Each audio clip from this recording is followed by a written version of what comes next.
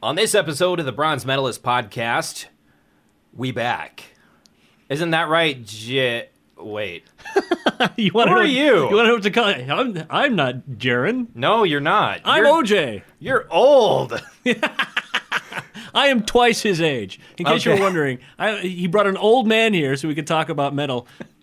Okay. I've been listening to metal since before you was a twinkle. Your daddy's eye. That's about how this is gonna go. Okay, play the music.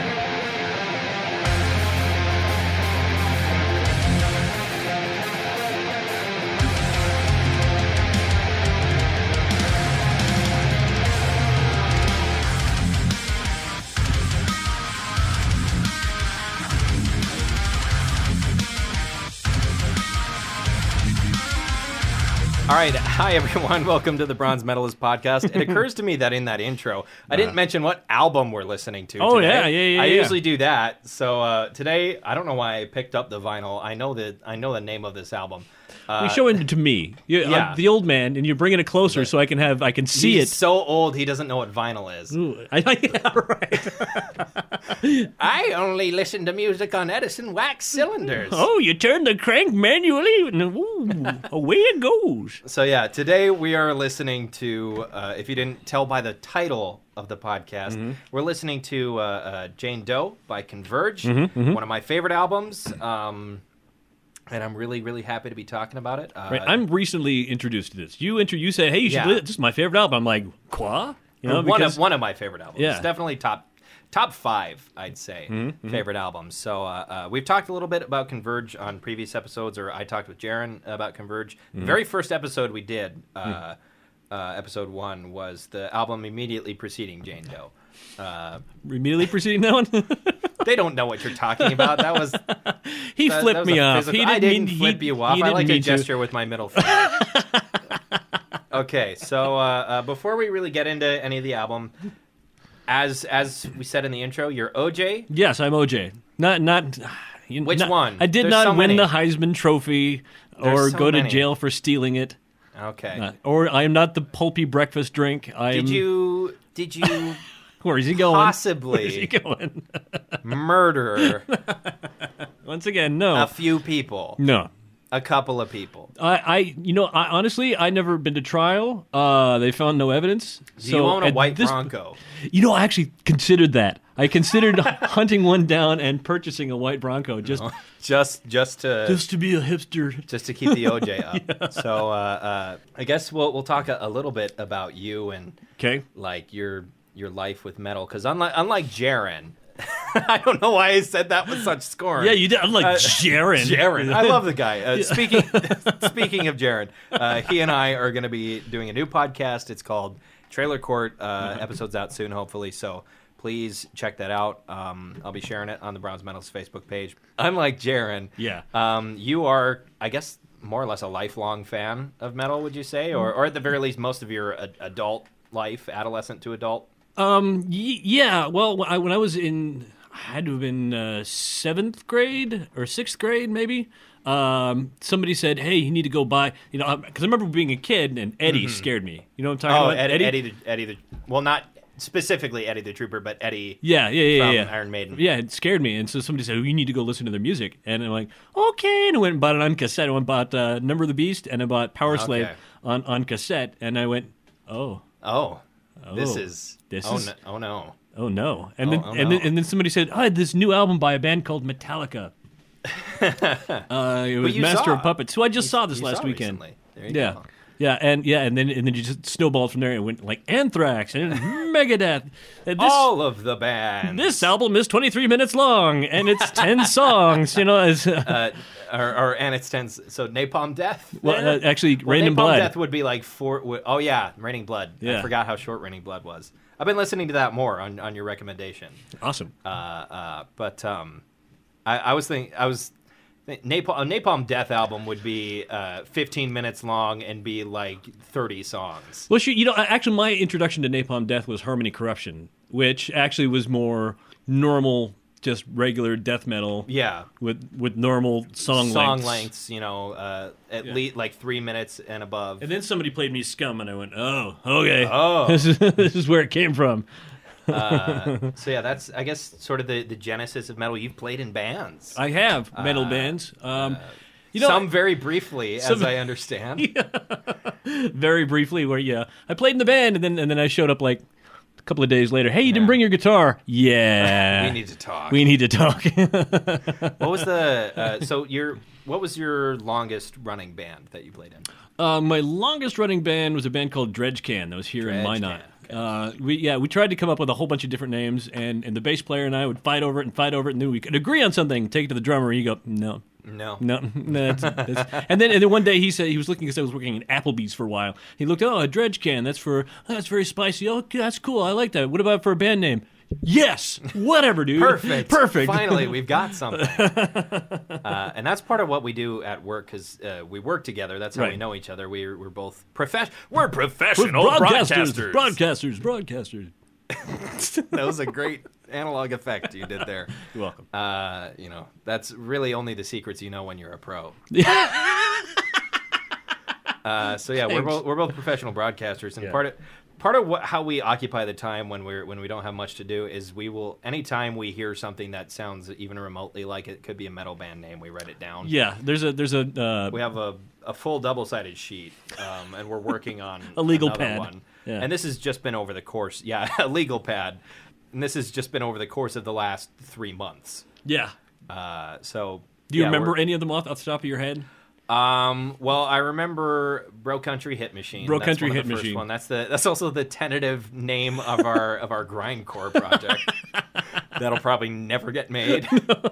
But then let's see, what else? I remember the names of a lot of Bro Country Hit Machine songs that we come up with. Well, a lot of them named after country artists. Yeah, they're parodies of country artists. Weeping Pustule, was that one of them? Weeping Pustule? I think that was Weeping Pustule. Oh, that was a name. No, that's not a country artist. No, that was a band name. I love that country singer, Weeping Pustule. Weeping Pustule. I love that slide guitar he uses. He's fantastic. I love it. It makes me sound like I'm in Island Times.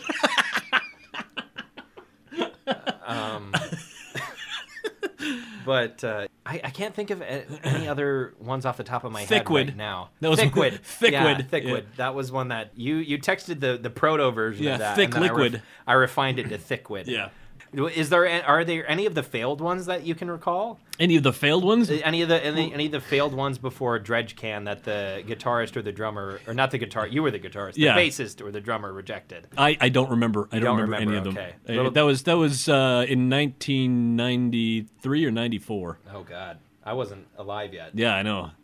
Yeah, I was 19 and 20 years old. You are exactly twice my age. Exactly. I'm 22 years older than you, who is 22. Yes. Who is 22? Who beeth 22?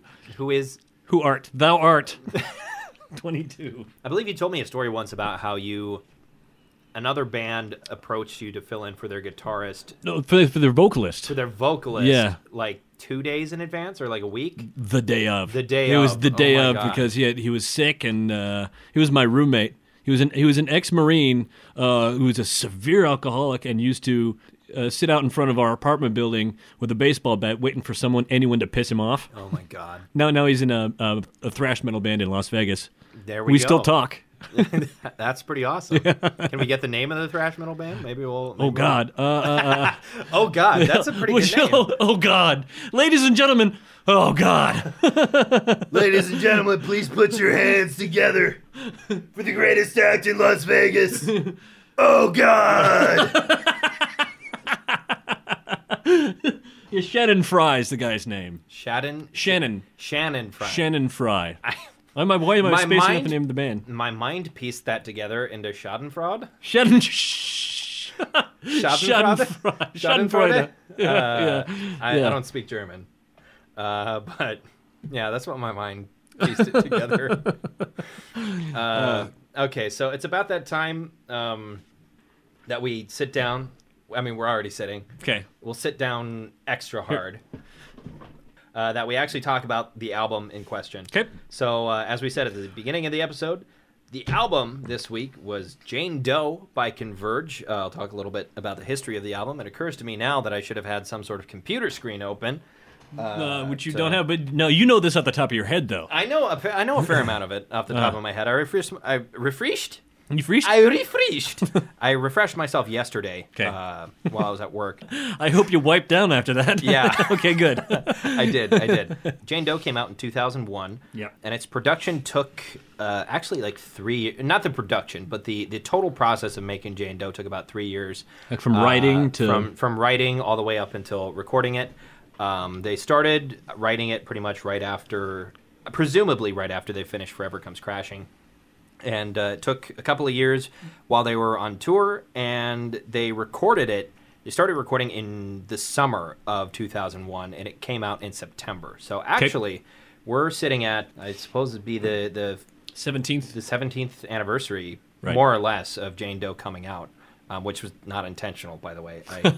I picked up a vinyl of Jane Doe a couple weeks ago, and it's a 2-disc album. Yeah, it is. It is a 2-disc album. That's true. It has a side 4. Yeah, well, because it's what, like 45 minutes, something like that. No, it's got to be longer than 45 minutes. Well, if it was 45 minutes, it would only need 1 disc. I don't know then, because it's got to be much longer. Unless there's like demos or something on one of the other discs, because it's not much longer than an hour, as far as I know. It can't be longer than an hour. This is... I'm not sure. This is awesome, by the way. Yeah. Do you have a vinyl player?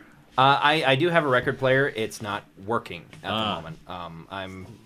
I borrowed my dad's old record player, so it needs a new cartridge. Just taking a look at the albums right now. I'll put pictures of the flip book on Instagram. Sweet.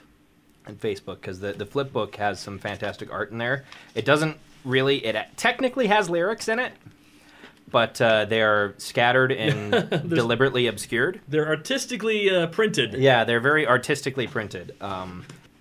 Back to the history of the album. So it came out in September. It was not particularly successful, as you might imagine, for a band like Converge, especially at that period in time. It was far more successful than a lot of their previous albums, and it most significantly, it was a critical slam dunk. Basically, they got absolute rave reviews about Jane Doe, praising pretty much every aspect of the album, from the production to the artwork to the lyrics. It got really high marks across the board, which is part of how I came to know Converge and Jane Doe. It was a couple of years ago, and I had heard of Converge. I hadn't really sat down to listen to them, and at first I did not like Converge at all, because at the time I was really listening to a lot less experimental music than I do now. Right. And this is definitely a lot closer to that side. There's some pretty heavily distorted vocals on it. Beyond just being screamed vocals, there's some pretty significant clipping and distortion on a lot of them. But it's intentional. Yeah. There was a lot of distortion and that sort of thing. It's kind of like black metal, where it's, there's distortion on the vocals sometimes to sort of enhance that lo-fi feeling, and it also adds a lot of obviously volume to the lyrics. It makes it sound louder even if it's not. Yeah. So that's part of it. It obscures the lyrics if that's something that you want to be doing, and I feel like there's definitely a couple of songs on here that do that. And there's a few songs where there's not nearly as much distortion, even on the screamed vocals. I think like Thaw, for example, which is the second to last song, has much less distortion on the screamed vocals than most of the other songs, especially Concubine. Concubine, pretty much every vocal has a ton of distortion on it, and that's the opener for the album. Yeah, that's the opener. It's a minute 13. It's kind of a grindcore song. I mean, not just because it's short, but I mean, just like listening to it, it does have a breakdown, which doesn't really happen in Grindor. Grindor? Grindor. I am Grindor. I am Grindor. But breakdowns don't happen all that often in grindcore, but It's got a very meaty one in there. It's a very good and short snippet that shows you exactly what to expect from the rest of the album, I think. Sure, it's a good representation. It's a good representation, but it also serves to kind of... It's a good representation of the tone, but not necessarily the style, because there are other parts of the album that slow way down and get slightly more melodic.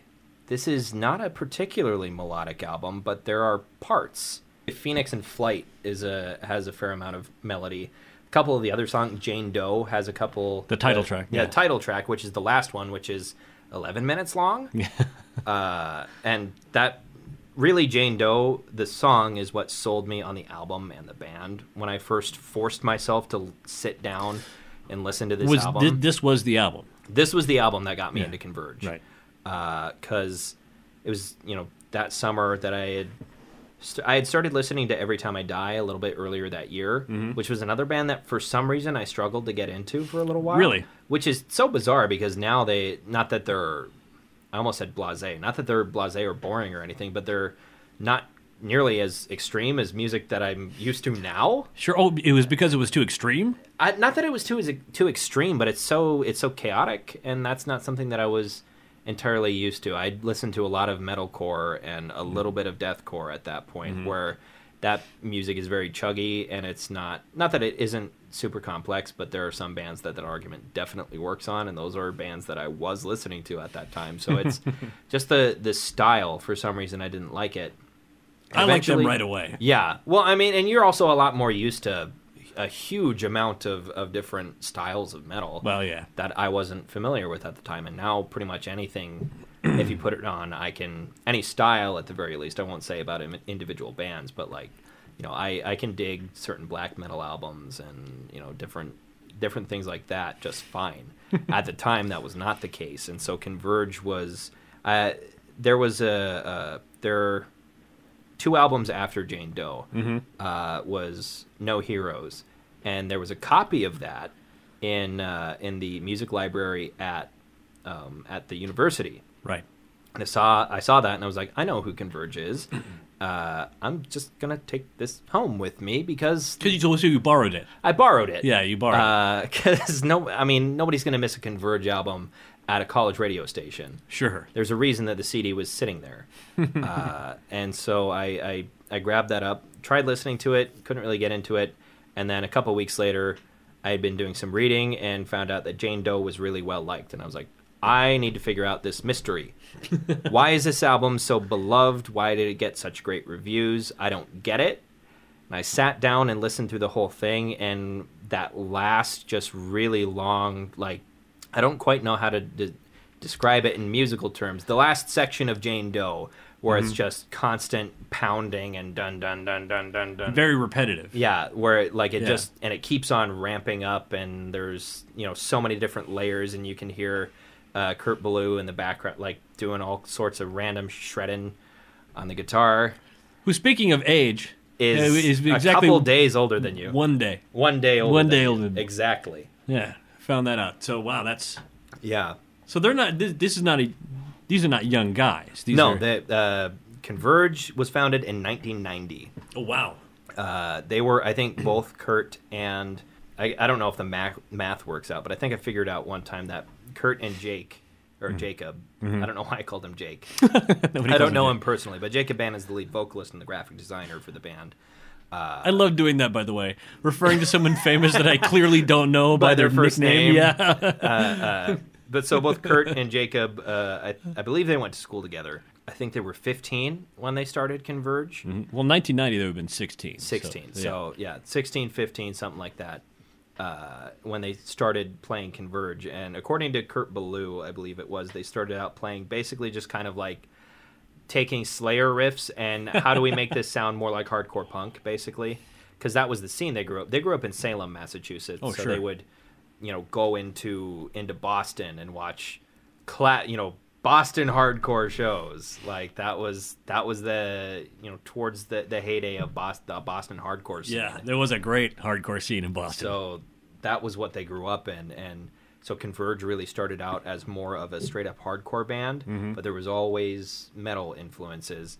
And that's usually how you get a thrash band. That's usually how you get these thrash. Days. That's how you end up with a metalcore band. Sure. And when they started out, when they started really coming into their own, this is what metalcore sounded like. Metalcore sounded more like Jane Doe. There was other bands like Botch, for example, that make music that's relatively similar to Converge. And there were bands that would come after that sounded. The last episode that I did with my friend Matt, last episode I did of this podcast was for a band that's fairly similar to Converge. They were called The Chariot, which was originally started as sort of a spin-off of another band called Norma Jean, which is fairly similar. There's a lot of bands that have been influenced, but not a lot of bands that would come after Converge that sounded super similar to them, or sounded similar enough to say like that this was a distinct style or their own style of metalcore. Sure.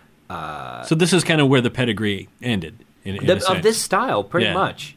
Like this was sort of and Converge still plays music that is kind of in this style. They've grown. The music they play now, I would say, is a lot more refined and a lot cleaner. They've shed sort of the raw experimentation for something that is a little bit more clean. It's still heavy music. It's still heavy and intense and extreme music, but their sound now is a lot more refined, partially because the technology's gotten better. They've grown as musicians. They've grown as adults. And Kurt has gotten much better as a recording engineer. And he was the co-producer on this album. I can't recall the other producer's name off the top of my head. They recorded it in 3 different studios. Wow. One of which was Kurt's God City studio that he had pretty much just opened, as I recall. And then there is Studio Q. I don't know where exactly that's located, but they recorded there. Right next to James Taylor. James Taylor, Sweet Baby James, was recording next to him. Really? So yeah, they recorded it next to James Taylor's recording session at the same studio. So it's like this band and James Taylor recording in the same building. And here's the funny thing. I will do that. That's a thing that I will actually do. I've done that. I'm sitting there listening to Entombed. This is great. And then I will actually put in Sweet Baby James. Yeah, I'll listen to James. Because I've seen fire and I've seen rain. You're good. All right, thanks. Appreciate it. Good job. I'm proud of you. Moving on. This is going to be a running gag between us, isn't it? It's just like references that I kind of get, but don't have. I get them, but I'm not familiar enough with them to really find them funny. So it's just kind of nervous laughter, like, what are you talking about? I don't understand. I don't. Yeah. So they recorded next to James Taylor, and they recorded in a couple different rooms at Studio Q, one of which was a bigger room, and then there was a smaller room. The smaller room they used for more intense songs, the faster and more intense songs, and then the bigger rooms they used for like Jane Doe and Heaven in Her Arms, and some of the slower, more ambient pieces were recorded in the bigger room to get more echo in that, because it was recorded on analog. I'm not sure. I don't think it was edited on analog. It was recorded on analog, probably cut in Pro Tools, or the version of Pro Tools that they had at that time. So it was recorded on probably like a VHS size Mylar tape. No, well, I think we actually did that. I think it was 2-inch. It might have been 2-inch tape. Let me check the Wikipedia page once again.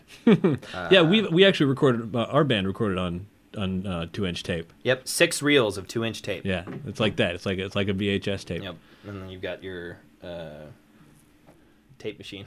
Well, yeah, yeah, it's called a tape machine, isn't it? A tape deck. Yeah. Tape deck, yeah. And which there are some reel to reel. I learned recently there's a guitarist on YouTube called Rob Scallon, and he did a video talking about or that demoed like all the different stock effects that you could basically do on a basic reel-to-reel machine without having any plugins. Stop doing that with your eye. Sorry, man. Sorry. He keeps on putting his finger below his eye and dragging his lower eyelid It's down. because it keeps folding over. This is a weird thing with my eye. My top right eyelid has been twitching all day. Yeah. And I don't know it, and it's bothering me.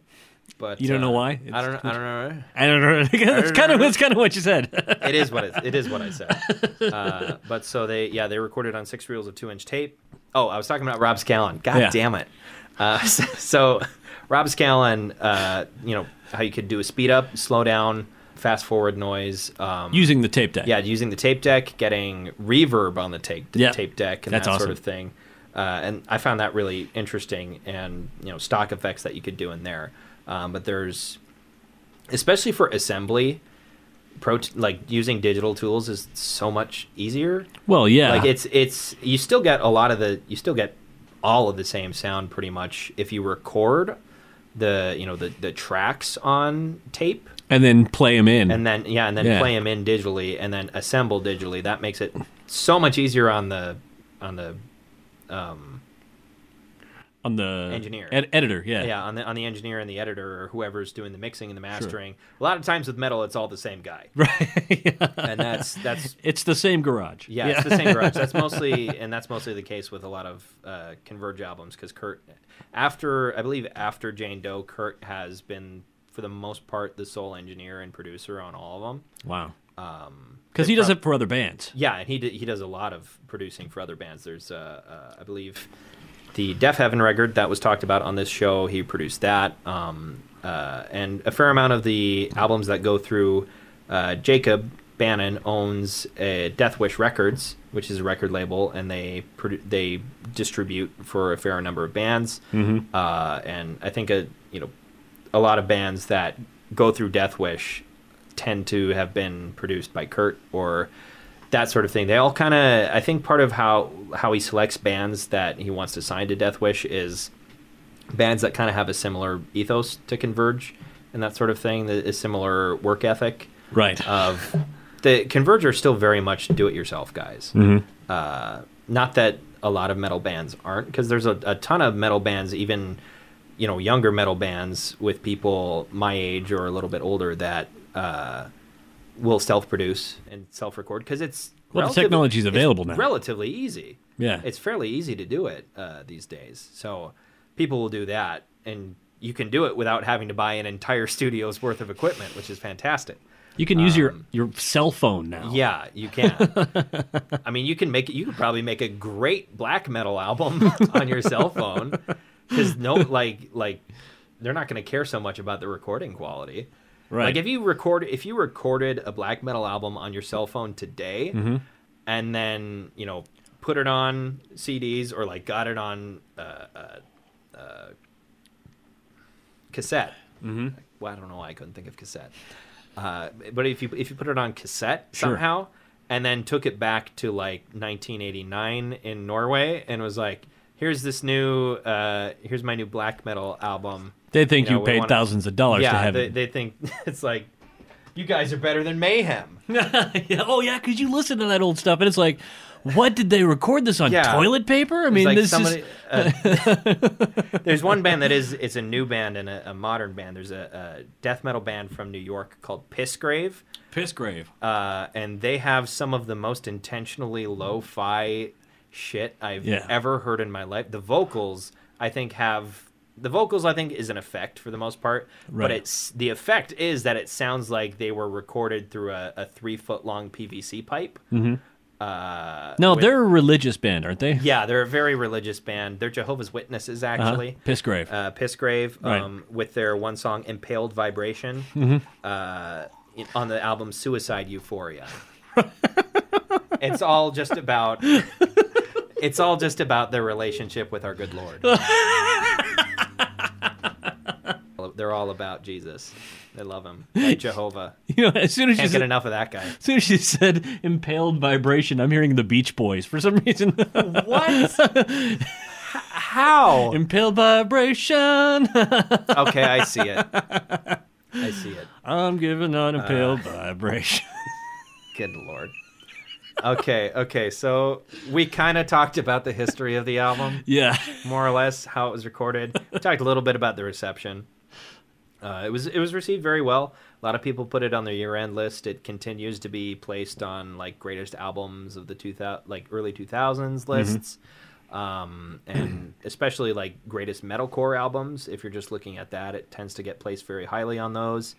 And so it has a lasting legacy. And the album cover, the titular Jane Doe, sure, which is funny because she's you just touched her breast area. Well, where her breasts she's kind of got a featureless torso. Right. Well, I mean, they wanted to put this album in stores. Yeah. So they couldn't put the titties on there. Yeah.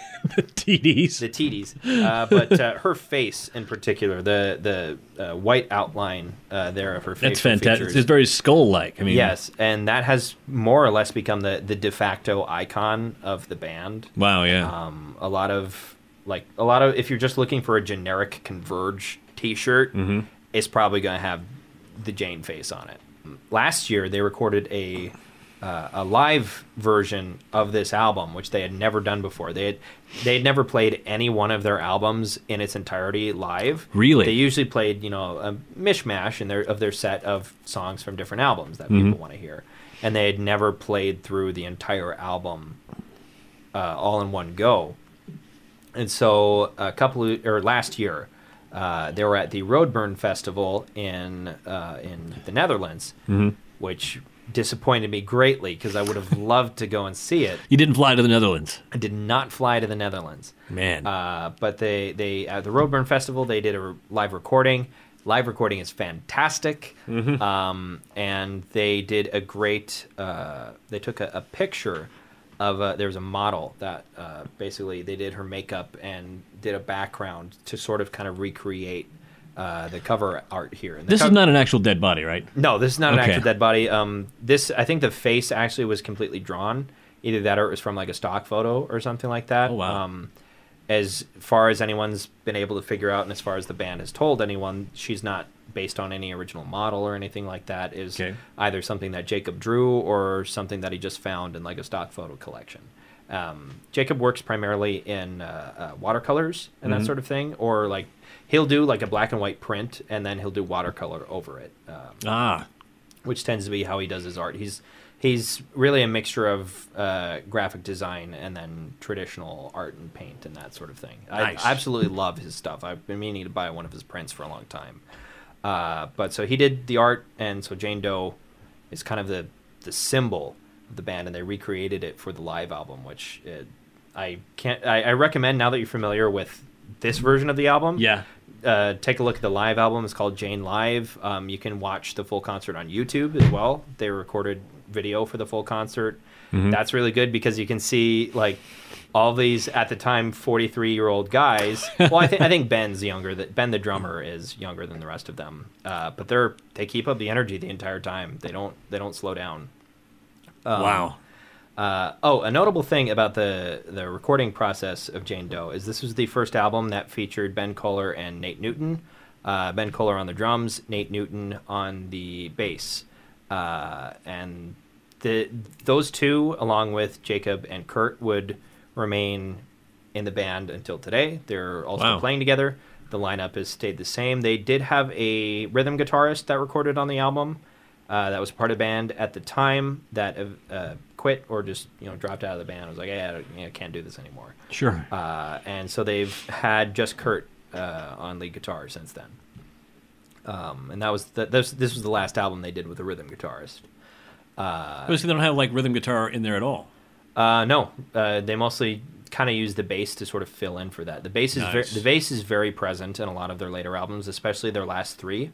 You can really hear it. I think they do a really good job sort of filling in for a rhythm guitarist with just different sounds, which is something I really appreciate. So how did you feel personally about the album? Like, what was there anything that really jumped out at you that you really liked, or I liked it, that it was definitely, especially considering it was 2001, just how avant-garde it is. Yeah, it's very different.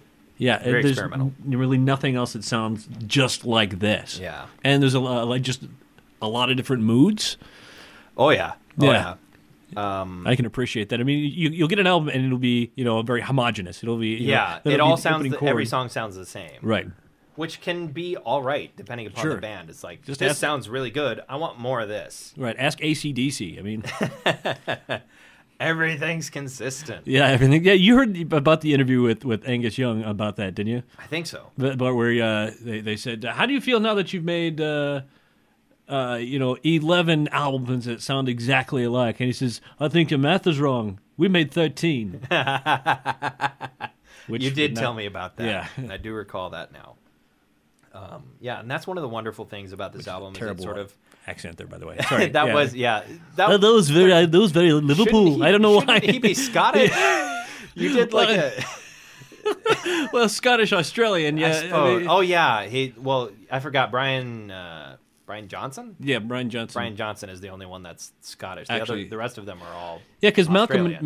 Malcolm and Angus were born in Scotland, but they moved there when they were older. Sorry, I'm off ramping again. So, I mean, that's your off ramp Owen, and that's what they call me on your radio shift. Yeah. So. Shit. Experimentation. That's where we're at. They did a lot of that on this. And this was kind of... When Forever Comes Crashing was a fairly experimental album. It was fairly different. It was kind of more clean cut than this one. Mm-hmm. A lot less distortion on the vocals. The guitars were more cleanly produced, I think. But it came a couple years before, so differences in technology, maybe, that sort of thing. Sure. But then... this album was composed of a fair amount of songs that Jacob had recorded for his side project, which was called Super Machiner, which was specifically an experimental music band. It was an experimental metal project. Right. And there was a couple of songs on there that he had written for Super Machiner, and he started doing was like, these would work really well as Converge songs. I want to do these as Converge songs. Mm-hmm. And so that is part of what informed the process of writing Jane Doe on the lyrical side. The lyrical side is hard to discern just from listening to it. This album has some of the most indecipherable lyrics, I think, of any album I've ever listened to. Until he starts doing a little bit of clean singing on the title track, mm-hmm. I can understand not a word. Until the title track is the last song of the album. Yeah. Other than when he starts doing a little bit of the clean, very, very understated clean vocals on there that are very, meant to be more ambient. Sure. I can't understand any of the screamed vocals on Jane Doe, and that goes for most of the album.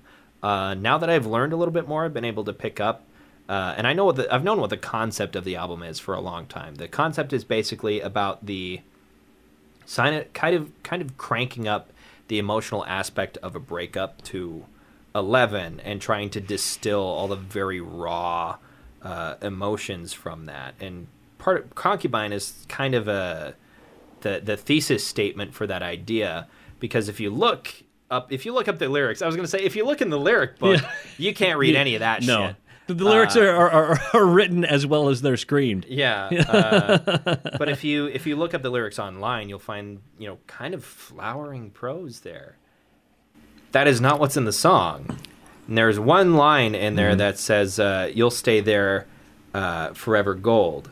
Mm-hmm. And what the lyrics are in the song is, you'll stay gold, I'll stay gold, rinse and repeat, like 15 times. And the idea for the song, for that, is that you can have a beautiful, eloquent, very well thought out speech that you're going to make to someone that you're upset with, and then the moment comes and you can't think of a goddamn thing. Yeah. And that's sort of the, that's like the instruments are sort of a thesis for what's to come. The lyrics are sort of a thesis for what's to come there. There's another great song that's I always forget the title because I only remember the lyrics. One of the scream lyrics I do understand is from the song "The Broken Vow," which is the end of the song is a repeat of the lyrics "I'll take my love to the grave," and just over and over and over again, and that's great. I don't know. This album has kind of a lot more hidden under depths of what the fuck? What am I listening to? This is crazy. This is a love song.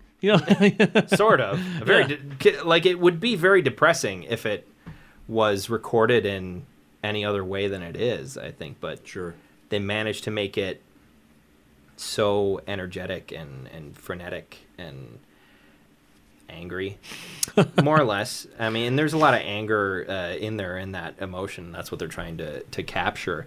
But part of having the lyrics so deliberately obscured, it allows and has allowed a lot of fans of the album to kind of make up their own story and make up their and forge their own connection with the music.